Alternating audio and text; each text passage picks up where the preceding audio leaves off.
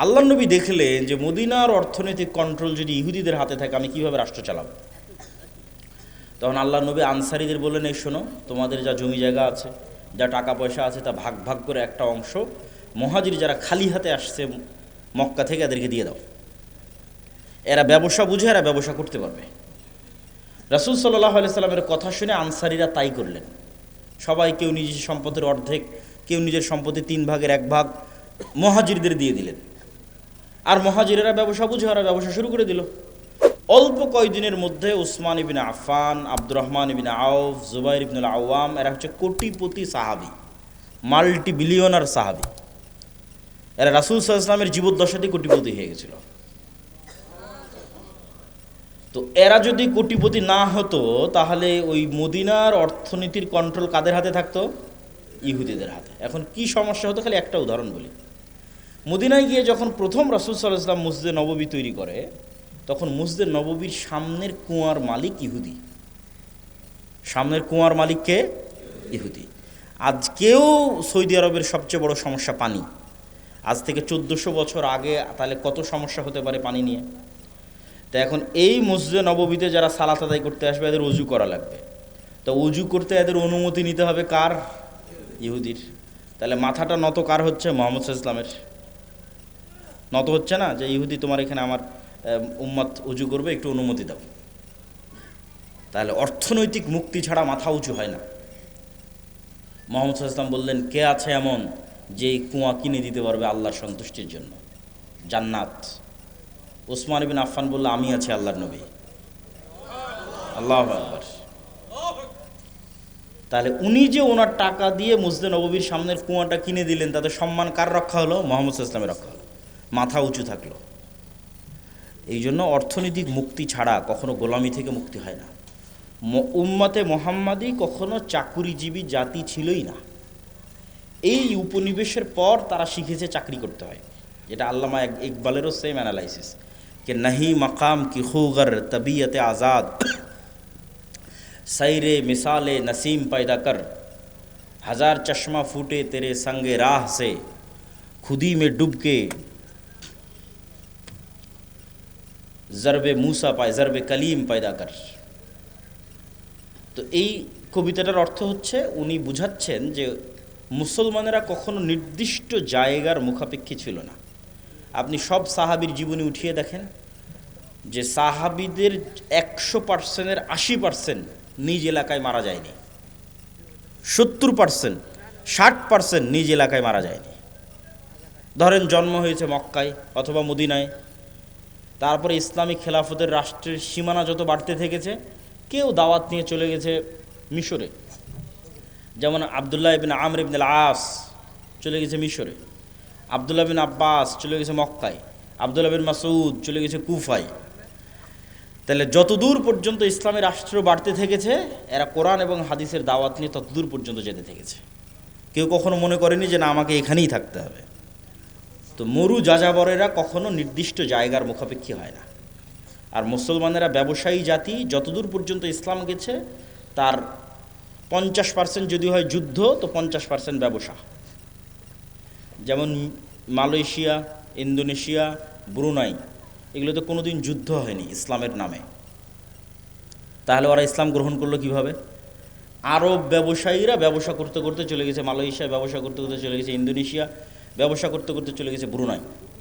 ব্যবসা করতে গিয়ে সেখানে মানুষজন তাদের আচার আচরণ, সত্যবাদিতা, ন্যায়পরায়ণতা দেখে ইসলাম গ্রহণ করেছে, এলাকাকে এলাকা, এলাকাকে এলাকা।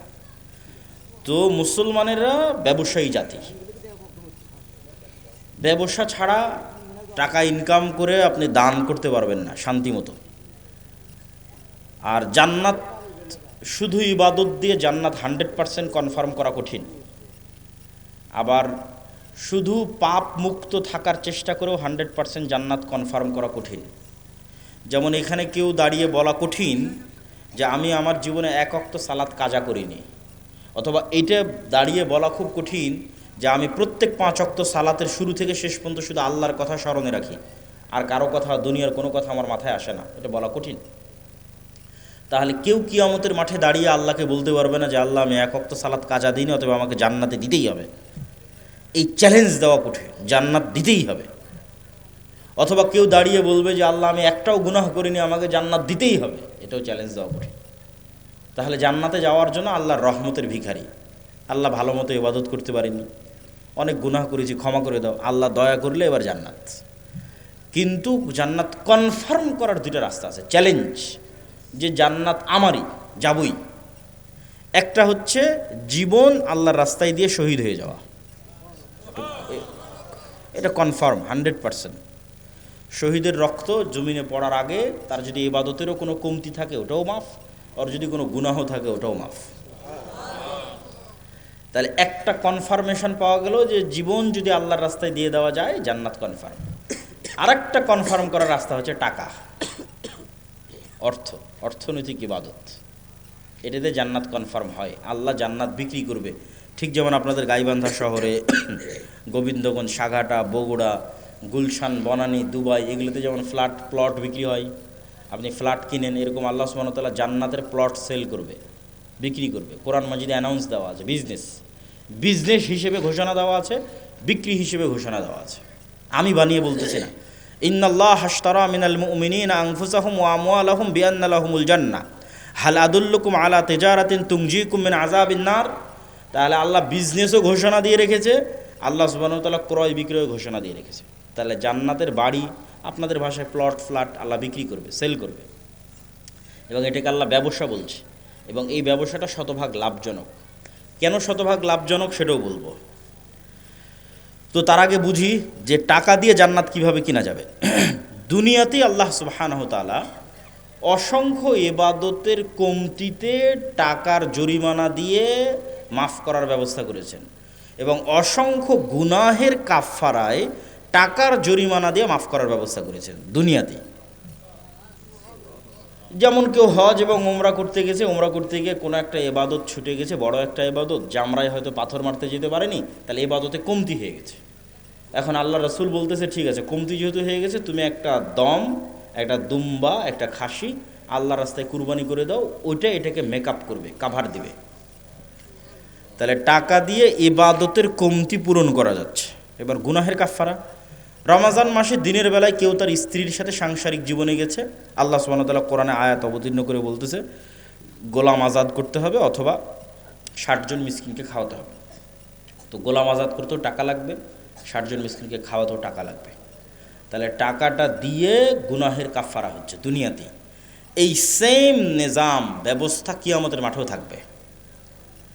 যেমন দুনিয়াতে আপনি অসুখ বিসুখ পড়ে গেলে ক্লিনিকে, মেডিকেলে নিয়ে গেলে টাকা পয়সার দরকার হয়, বিদেশে নিয়ে গেলে আরও দরকার, সিঙ্গাপুর, থাইল্যান্ড, ব্যাংকক নিয়ে গেলে আরও টাকা লাগবে, ছেলে মেয়েকে স্কুল, কলেজ, ইউনিভার্সিটিতে পড়াতে টাকা লাগবে, বিপদ আপদ, বিবাহ শাদী টাকা লাগে, কেস, কোর্ট কাচারি, মামলা মোকদ্দমা টাকা লাগে, এগুলো টাকা দিয়ে পার হওয়া যায়। একই ঘটনা কিয়ামতের মাঠে ঘটবে। কিন্তু সমস্যা হচ্ছে কিয়ামতের মাঠে নতুন করে টাকা অ্যারেঞ্জ করার কোনো সিস্টেম নাই। কিয়ামতের মাঠে কারো থেকে ধার নেওয়ারও কোনো সিস্টেম নাই। তাহলে কিয়ামতের মাঠে আমাকে এবং আপনাকে ধনী অবস্থায় উঠতে হবে, যে আজ কিয়ামতের মাঠে উঠেছি কোটি টাকার মালিক অবস্থায়। তাহলে বাঁচার রাস্তা আছে। ইবাদতের কমতিতেও ওই কোটি টাকা কাজে দিবে, গুনাহের কাফফারাতেও ওই কোটি টাকা কাজে দিবে। মানুষ যারা পাওনাদার আসবে, আল্লাহ আমার নামে গীবত করেছে, অপবাদ দিয়েছে, মিথ্যা বলেছে, এই সেই যা আছে, হক দেয়নি, যা আসবে সবগুলো কাভার দেওয়া যাবে, মেকআপ দেওয়া যাবে যদি ধনী অবস্থায় কিয়ামতের মাঠে উঠেন। যেমন দুনিয়াতে আপনি ধনী থাকলে কাভার দিতে পারেন যে কোনো সমস্যা, কিয়ামতের মাঠেও যদি ধনী অবস্থায় উঠেন কাভার দিতে পারবেন। কিন্তু কিয়ামতের মাঠে ধনী অবস্থায় ওঠার জন্য এখন থেকেই ব্যাংকে জমা করতে হবে, আল্লাহর ব্যাংকে, পরকালের ব্যাংকে এখন থেকেই জমা করতে হবে। এবং আল্লাহ সুবহানাহু ওয়া তাআলার সাথে এই ব্যবসা কেন লাভজনক সেটাও বলি। আল্লাহ যে বলছেন তোমরা আমার সাথে ব্যবসা করো, এটা শতভাগ লাভজনক। কেন লাভজনক? আপনি যদি আজকে সাঘাটা বাজারে একটা জমি কিনেন, তাহলে জমিওয়ালা আপনার দেওয়া টাকা নিয়ে চলে যাবে, ওই টাকার উপর আপনার কোনো কন্ট্রোল থাকবে না, কোনো দখল থাকবে না, আর জমিটা আপনি তার থেকে বুঝিয়ে নেবেন।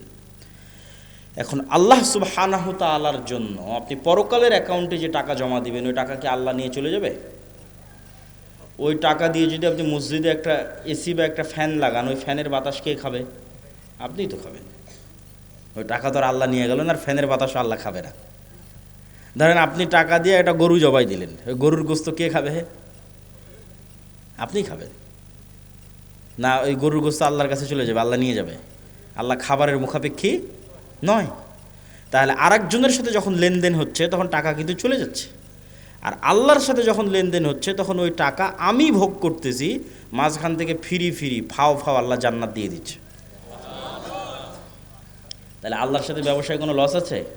কোনো লস নাই। ধরেন এই প্রতিষ্ঠানে আপনি দান করলেন, তো এই প্রতিষ্ঠানে দান করে এখানে পড়বে গে আপনার ছেলে মেয়ে, কেউ যদি বেতন পায় আপনার গ্রামের ছেলে মেয়ে, তাহলে মাঝখান থেকে তো আপনি ফ্রিতে জান্নাত পাচ্ছেন। টাকাটা তো দুনিয়াতেই থাকতেছে, দুনিয়ার মানুষই খাচ্ছে, আপনি আপনার আত্মীয় স্বজন পাড়া প্রতিবেশী তারাই খেয়ে শেষ করে দিচ্ছে। তো যাক, আমি বক্তব্যের শুরুতেই কথাগুলো বললাম যে আপনাদের মধ্যে যদি, এখন আমি জানি না যে এখানে কেউ স্বেচ্ছাসেবক পাঠিয়ে বৈঠকি দান সংগ্রহ করবে কিনা, কিন্তু দান অর্থনৈতিক ইবাদত, অত্যন্ত শক্তিশালী একটি ইবাদত। যদি যায় তাহলে আপনারা সকলেই অংশগ্রহণ করার চেষ্টা করবেন। এই বলে আমি আমার এবং তোমাদের যারা মাদ্রাসা কর্তৃপক্ষ আছে তাদেরও যদি যাওয়ার সিস্টেম থাকে পাঠাতে পারো। এই কথা বলে আমরা আমাদের মূল বক্তব্যের দিকে এগিয়ে যাচ্ছি। আমাদের মূল বক্তব্য হচ্ছে গোলামি থেকে মুক্তির রাস্তা। এটাই বক্তব্যের আলোচ্য বিষয়। 5টা পয়েন্টে আমরা সংক্ষিপ্ত করে আলোচনা করব। ঈমান বিল গায়বে ইয়াকিন, আল্লাহ সুবহানাহু ওয়া তাআলার সাহায্য ছাড়া বিজয় হয় না। আল্লাহর সাহায্য পাওয়ার জন্য আল্লাহ সুবহানাহু ওয়া তাআলার ইবাদত করতে হয়, সৎ আমল। সৎ আমলের মধ্যে সালাত এবং জিকির সবচেয়ে পাওয়ারফুল। দুনিয়াতে নেতা হওয়ার জন্য জ্ঞান অর্জন এবং সত্যবাদিতা ও ন্যায়পরায়ণতার কোনো বিকল্প নাই। এই 5টা পয়েন্টে আমরা সংক্ষিপ্ত করে ব্যাখ্যা করব এবং বক্তব্যের শেষের দিকে চলে যাব। প্রথম দুইটা হচ্ছে ঈমান বিল গায়েবে ইয়াকিন। গায়েব মানে অদৃশ্য। আজকের যুগের মুসলমানদের সবচেয়ে বড় সমস্যা হচ্ছে আসলে প্রকৃত অর্থে মুসলমানদের ঈমানই নাই, ঈমান মজবুত নয়, গায়েবের উপর ঈমান নাই। কেন? আজকের দুনিয়া বেশি বাস্তববাদী, বেশি বস্তুবাদী, বেশি দুনিয়ামুখী। ফলত গায়েবের যে লজিক, যে সূত্র, এটা কেউ বুঝেও না, কেউ জানতেও চায় না। কিন্তু গায়েবের কার্যকরণের সূত্র এবং লজিক সবচেয়ে পাওয়ারফুল। এগুলোর জ্ঞান এবং নলেজ কোরআন এবং হাদিসে আছে। যেমন কিছুক্ষণ আগে দানের কথা বললাম, ওইটার সাথে একটা সূত্র দেখেন, a+b² মতো সূত্র, যে দুনিয়ার লজিকে আমি যদি ধরেন পকেটে আমার 1000 টাকা থাকে, তাহলে 1000 টাকা থেকে যদি আমি 500 টাকা দান করি, এই যে 1000 টাকা, এখান থেকে 500 টাকা যদি দেই আপনাকে, তাহলে 500 টাকা দুনিয়ার কাগজে কলমের হিসাবে কমে গেল। কিন্তু সাথে সাথে গায়েবের অদৃশ্য লজিকে প্লাস হয়ে গেল। এটা সূত্র, এটা গায়েবের সূত্র। এই প্লাসের প্রভাব 5 বছর পর দেখা যাবে, 10 বছর পর দেখা যাবে। ঠিক আমি একজনকে 1000 টাকা কর্জ দিলাম, তার সাথে 1100 টাকা সুদ হিসেবে নিলাম। দুনিয়ার হিসেবে 100 টাকা অতিরিক্ত দেখাচ্ছে, কিন্তু গায়েবের লজিকে ওখানে 100 টাকা কমে গেছে। কিন্তু ওই 100 টাকা যে কমে গেছে, এটার প্রভাব 5 বছর 10 বছর পর দেখা যাবে। এগুলো গায়েবের সূত্র। এই গায়েবের সূত্রগুলোর উপর, গায়েবের অস্তিত্ব এবং বাস্তবতার উপর মুসলমানদের ঈমান নাই। যেমন ফেরেশতারা কোথায় যায়, কি করে, ঠিক আছে, আপনার বাড়িতে নূর আছে কিনা, আপনার বাড়িতে শয়তান আছে না ফেরেশতা আছে, আপনার কলবে নূর আছে কিনা, এগুলো সব গায়েব। এগুলো কিন্তু দেখা যায় না, এগুলো গায়েবের জগৎ। কিন্তু এই প্রত্যেকটার বর্ণনা কোরআন এবং হাদিসে আছে। ওইটার উপর আপনার ঈমানের মাত্রা কোন লেভেলে, সেটার উপর নির্ভর করবে আপনি গোলামি থেকে মুক্তি পাবেন কিনা। ঠিক গায়েবের আর একটা বড় অংশ হচ্ছে পরকাল, জান্নাত, জাহান্নাম, বারজাখী জীবন। এগুলো গায়েব। প্রত্যেক জগতের পরবর্তী জগতের কিছু আলামত পূর্বের জগতে থাকে। যেমন আমাদের পরের জগৎটা হচ্ছে বারজাখী জগৎ। তো বারজাখী জগতের কিছু চিহ্ন ওটা গায়েব। ওই গায়েবের জগতের কিছু চিহ্ন এই জগতে আছে। সেটা হচ্ছে ঘুম। প্রতিদিন আমরা একবার করে বারজাখী জগতে চলে যাই, বা বারজাখী জগতের একটা স্বাদ নিয়ে আসি। মৃত্যুর পরবর্তী জীবনটা ওই রকম, কিয়ামত হওয়ার আগ পর্যন্ত। এই জন্য ঘুমানোর সময় আমরা কি বলি, যে আল্লাহুম্মা বিইসমিকা আমুতু, হে আল্লাহ আপনার নামে ঘুমাতে যাচ্ছি। জি না, এটার অনুবাদ হচ্ছে হে আল্লাহ আপনার নামে মৃত্যুবরণ করতে যাচ্ছি, মরতে যাচ্ছি। ঠিক পরের দিন সকালে যখন ঘুম থেকে উঠি, তখন কিন্তু এটা বলা নাই যে আল্লাহ আপনার রহমত, আপনার দয়া ঘুম থেকে উঠলাম। জি না, আহইয়ানা বাদামা আমাতানা, হে আল্লাহ মরে গেছিলাম, মরা থেকে বেঁচে উঠলাম। কি অনুবাদ দেখেছেন? দোয়ার অনুবাদ কি ভয়ঙ্কর, যে হে আল্লাহ মরে গেছিলাম, মরা থেকে সকালবেলা বেঁচে উঠলাম। তাহলে ওই যে মারা গেছিলাম রাতের বেলা, এটাই বারজাকি জগতের হালকা স্বাদ, পরের জগতে। মানে আপনার মরার পরে কি হবে, ওই গায়েবের জগতের কিছু আলামত এই জগতে আপনি প্রতিদিন দেখতে পাচ্ছেন। এখন যারা ঘুম চলে গেছে, এদের মধ্যে একদল মানুষের স্থায়ী মৃত্যু হয়ে যাবে ঘুমের মধ্যেই, কেন আল্লাহ সুবহানাহু ওয়া তাআলা প্রত্যেক ঘুমন্ত বান্দার রূহকে তার নিকটে টেনে নেন। প্রত্যেক ঘুমন্ত বান্দার, পবিত্র কোরআনের আয়াত, যাদের যাদের বাঁচিয়ে রাখতে চান তাদের রুহগুলো আবার ফেরত দিয়ে পাঠান যখন তারা ঘুম থেকে ওঠে। তো রুহ মানে হচ্ছে দেখা, শোনা এবং চিন্তা করার শক্তি, এটা রুহ থেকে আসে। এই জন্য আমরা যখন ঘুমাই তখন আমার দেখার শক্তিও নাই, আমার শোনার শক্তিও নাই, আমার চিন্তা করার শক্তিও নাই, তাহলে এখন আমার রুহ নাই। শরীরের সাথে একটা সম্পর্ক বজায় রেখে বের হয়ে গেছে, হালকা একটা সম্পর্ক বজায় রেখে বের গেছে। ওই সম্পর্কটা যদি আল্লাহ কাট করে দেয়, এটা স্পট ডেড, আর উঠতে পারবে না পরের দিন সকালে। কিন্তু রুহের প্রকৃত কাজ হচ্ছে দেখা, শোনা, চিন্তা করা, এটা রুহের প্রকৃত কাজ। ঘুমের সময় যখন এই কাজগুলো অফ হয়ে যায় তখন রুহ বের হয়ে যায়। ঠিক এবার বারজাকি জগতে যখন আপনি চলে গেছেন, তখন পরের জগতের কিছু আলামত আপনি কবরের জগতে পাবেন। মানে পরের জগৎটা তো জান্নাত এবং জাহান্নাম, কিয়ামতের পরের যে জান্নাত জাহান্নাম, তখন কবরে থাকা অবস্থাতেই জান্নাতের মৃদু আবহাওয়া আসবে। তাহলে আলামত দেখাচ্ছে যে এর পরের যে জগৎ, সে জগতে তুমি জান্নাতে যাবা, সেটার কিছুটা আলামত নেও। যেমন দুনিয়াতে থাকতে তুমি ঘুমের মাধ্যমে পরের জগতের কিছু আলামত নিতা, এখন তুমি বারজাকি জগতে আছো, এখানে থাকা অবস্থায় এর পরের জগতের কিছু আলামত নেও। যদি জাহান্নামের হয়, শাস্তিযোগ্য বান্দা হয়, তাহলে জাহান্নামের গরম বাতাস আসতে থাকে তার কবরে। সরাসরি কিন্তু ওকে জাহান্নামে দেওয়া হয়নি, সরাসরি জান্নাতে দেওয়া হয়নি, কিন্তু তার পরের জগতে কি হবে তার কিছু ফিলিংস সে ওখানেই পাচ্ছে। এবং মানুষের আমলের ধরন অনুযায়ী এই রূহগুলো বিভিন্ন পর্যায়ে থাকে, আমলের ধরন অনুযায়ী। যেমন যারা শহীদ, তাদের রূহগুলো পাখি হিসেবে জান্নাতে উঠতে থাকে এবং খাবারও গ্রহণ করতে থাকে। ইউরজাকুন, রিজিক দেওয়া হয়। তাহলে যারা শহীদ হয়ে গেল, এদের রূহ পাখি হিসেবে জান্নাতে উঠতেছে। এদের চেয়েতেও যারা শ্রেষ্ঠ, শহীদদের চেয়েতেও যারা টপ লেভেলের রূহ, তারা আল্লাহ সুবহানাহু ওয়া তাআলার আরশের নিচে ঝুলন্ত অবস্থায় থাকে বারজাকি জগতে। এদের চাইতেও যারা টপ লেভেলের শ্রেষ্ঠ, তারা হচ্ছে নবীরা। তারা দুনিয়া থেকে মৃত্যুবরণ করেছে, কিন্তু নবীদের বারজাকি জগতের জীবনযাপন আরও উন্নত পর্যায়ের, মানে কোয়ালিটি আরও বেশি। কোয়ালিটিটা কেমন? রাসূলুল্লাহ সাল্লাল্লাহু আলাইহি ওয়াসাল্লাম যখন গেলেন, প্রথম আসমান, দ্বিতীয়, তৃতীয়, চতুর্থ, পঞ্চম, ষষ্ঠ, সপ্তম, সব আসমানে নবীদের সাথে কথা হয়েছে। তো নবীরা তো মরে গেছে দুনিয়াতে, তাহলে ওখানে কীভাবে কথা হচ্ছে? নবীদেরকে সাথে করে না সালাত কীভাবে হচ্ছে? তথা নবীদের বারজাকি জগতের যে জীবন, সেটা বারজাকি জগতে আর যত রূহ আছে তাদের চেয়ে টপ কোয়ালিটির জীবন, যেখানে ইবাদত করাও সম্ভব, যেখানে কথা বলাও সম্ভব। মুসা আলাইহিস সালাম তো কতদিন আগে মরে গেছে, কিন্তু মুসা আলাইহিস সালামের সাথে মুহাম্মদ সাল্লাল্লাহু আলাইহি ওয়াসাল্লামের দেখা হচ্ছে মেরাজের সফরে এবং কথা বলতেছে। তাই এটা হলো বারজাকি জগতের জীবন, যেটা কিয়ামতের পূর্ব পর্যন্ত এবং মৃত্যুর পরের। তাহলে এগুলো তো গায়েব।